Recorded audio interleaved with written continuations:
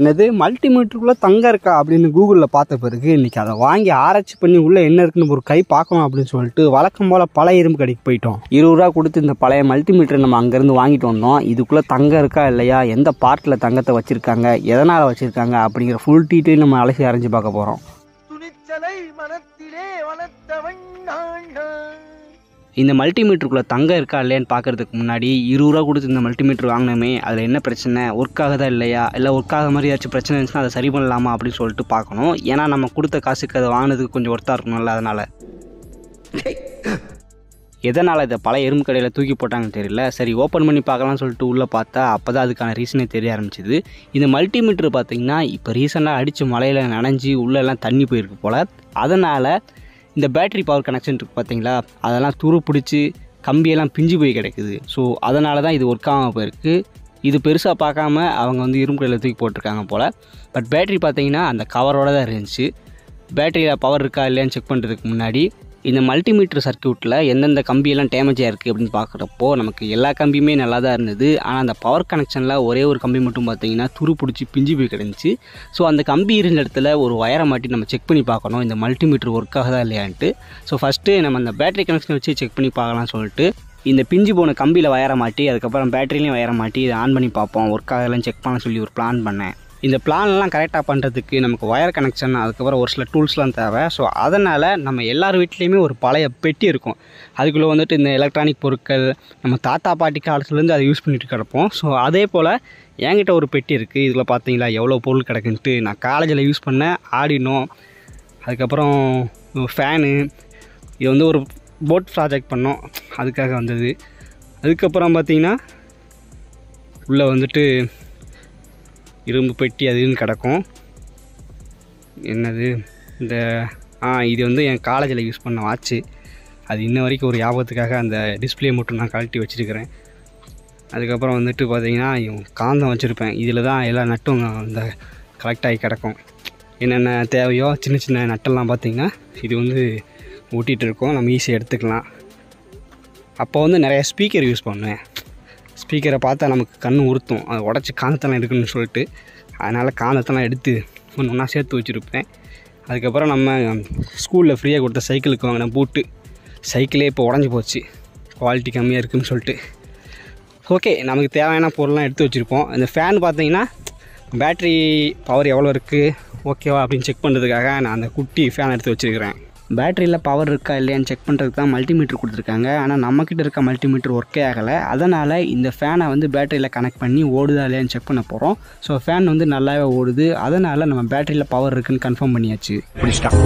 எல்லாம் டெக்னாலஜி. 20 ரூபா கொடுத்து பழைய மல்டிமீட்டர் வாங்கினதில் நமக்கு ஒரு விஷயம் யூஸ்ஃபுல்லாக கிடச்சிருச்சு. இனி அடுத்தடுத்து எல்லாமே ஒர்க் ஆனால் நமக்கு ரொம்ப யூஸ்ஃபுல்லாக இருக்கும். ஸோ மல்டிமீட்டரில் பார்த்தீங்கன்னா அந்த கம்பி உடஞ்சி போன இடத்துல ரொம்பவே துரு பிடிச்சிருக்கு. அதனால் அதை கொஞ்சம் க்ளீன் பண்ணிவிட்டு அந்த இடத்துல நம்ம ஒரு வயரை மாட்டி நம்ம வந்து பேட்டரியில் கனெக்ட் பண்ணி பார்க்கணும். பாசிட்டிவ் நெகட்டிவ்லாம் கரெக்டாக பார்த்து வயர் கனெக்ஷன் கொடுத்து அதுக்கப்புறம் அந்த மல்டிமீட்டர் ஆன் ஆச்சா இல்லையான்னு எட்டி பார்த்தா ஒரு இளவும் ஆகலை. அதான் எனக்கு ஒன்றும் புரியலை. ஒருவேளை இந்த பேட்டரி வந்து மழையில் நனைஞ்சதுனால இந்த பேட்டரியோட பவர் குறைஞ்சி போயிருக்குமோ, இப்போ அந்த பேட்டரியில் இருக்க பவர் வந்து மல்டிமீட்டருக்கு செட் ஆக மாட்டேங்க போல் அப்படின்னு நினச்சி நான் எக்ஸ்டர்னலாக ஏதாச்சும் வேறு வோல்டேஜ் கொடுக்கலான்னு முடிவு பண்ணேன். அதனால் இந்த பவர் பேங்க் எடுத்தேன். பவர் பேங்கில் பார்த்தீங்கன்னா அவுட்புட் 5 வோல்ட் வெளியே வரும். ஸோ இது வந்து அந்த மல்டிமீட்டருக்கு போதுமான இருக்கும் அப்படின்னு முடிவு பண்ணி நான் அந்த கனெக்ஷன் வந்து மோட்டரில் கொடுத்தேன். மோட்டர் பார்த்தீங்கன்னா செம்ம ஸ்பீடாக சுற்றுது.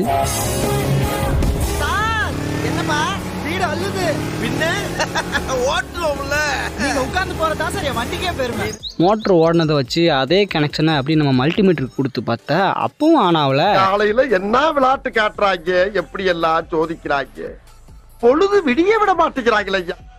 ஒரு அளவுக்கு மேலே நம்மக்கிட்ட பேச்சே கிடையாது, வீச்சு தான் அப்படிங்கிறது போல் நான் மல்டிமீட்டரை பிரித்து போட்டு சர்க்யூட்லாம் ஆராய்ச்சி பார்க்க ஆரம்பிச்சிட்டேன்.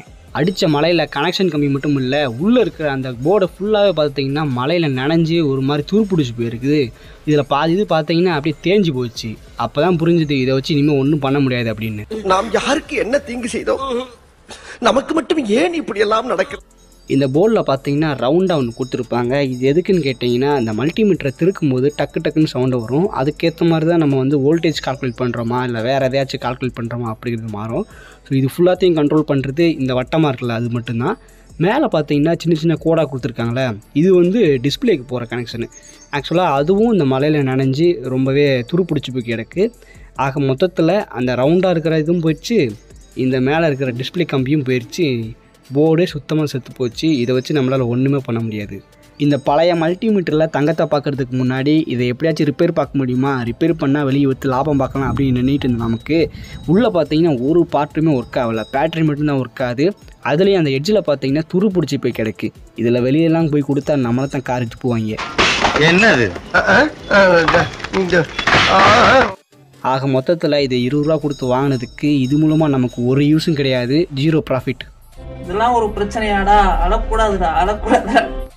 சரி, அது கிடக்கு. இப்போ நம்ம வந்த வேலையை பார்க்கலாம். அது எப்படி மல்டிமீட்டருக்குள்ளே தங்க இருக்குன்னு கூகுள் சொல்லுது அப்படின்னு இந்த போர்டெல்லாம் பிரித்து பார்த்தா இதில் ஒரு ஐசி இருக்குல்ல கருப்பு கலரில், இந்த சின்ன டிவைஸ் தான் இந்த மொத்த மல்டிமீட்டரையும் கண்ட்ரோல் பண்ணுது. ஸோ மல்டிமீட்டரில் பார்த்தீங்கன்னா நம்ம செக் பண்ணும்போது எவ்வளோ வோல்டேஜ் எவ்வளோ வருதுன்னு சொல்லி கால்குலேஷன் பண்ணோம். அது எல்லாமே இந்த ஐசிக்குள்ளே தான் நடக்குது. இதுவே ரொம்ப குட்டி ஒன்று இருக்குது. இதுக்குள்ளே எப்படி தங்கத்தை வச்சுருக்காங்க, என்ன பொய் சொல்கிறாங்களா அப்படின்னு கேட்டிங்கன்னா பொய்யெல்லாம் கிடையாது, உண்மை தான். எல்லா ஐசிக்குள்ளேயும் நிறையா கால்குலேஷன் இருக்கும். அது வந்து அட் அ டைமில் ஸ்பீடாக நடக்கிறதுக்காக. இதுக்கு முன்னாடி பழங்காலத்தில் பார்த்தீங்கன்னா ஸ்டீலு மெட்டல்லாம் ஐசிக்குள்ளே ஆட் பண்ணிகிட்டு இருந்தாங்க. ஆனால் இப்போ பார்த்தீங்கன்னா கோல்டெல்லாம் ஆட் பண்ண ஆரம்பிச்சிருக்காங்க. இப்படி கோல்டு ஆட் பண்ணுறது மூலமாக அதோட ஸ்பீட் அண்ட் எஃபிஷியன்சி பார்த்தீங்கன்னா ரொம்பவே அதிகமாக இருக்கும். இது இந்த மல்டிமீட்டருக்கு மட்டும் இல்லை, நம்ம யூஸ் பண்ணுற ஃபோனு லேப்டாப்னு சொல்லிட்டு எங்கெங்கெல்லாம் சிப் இருக்கோ எல்லா டிவைஸ்லையுமே இந்த ஆப்ஷன் இருக்கும்.